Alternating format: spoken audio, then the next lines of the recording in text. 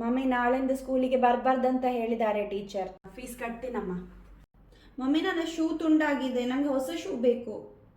ಹೊಸ shoe ತೆಕ್ಕೊಡ್ತೀನಮ್ಮ. Mummy ನನ್ನ ಬಟ್ಟೆ ಹರಿದೋಗಿದೆ, ನಂಗೆ ಹೊಸ ಬಟ್ಟೆ ಬೇಕು. ಹೊಸ ಬಟ್ಟೆ ತೆಕ್ಕೊಡ್ತೇನಮ್ಮ. ಮಮ್ಮಿ ಇವತ್ತು ಸಹ ಬೇಳೆ ಸಾರು ಮಾಡಿದ್ದೆ, ಇವತ್ತು ಚಿಕನ್ ಮಾಡ್ತೇನೆ ಅಂತ ಹೇಳ್ದಲ್ಲ, ನಂಗೆ ಊಟ ಬೇಡ. ಊಟಕ್ಕೆ ಹಾಗೆ ಹೇಳ್ಬಾರ್ದಮ್ಮ, ಇವತ್ತೊಂದಿನ ಅಡ್ಜಸ್ಟ್ ಮಾಡ್ಕೊ.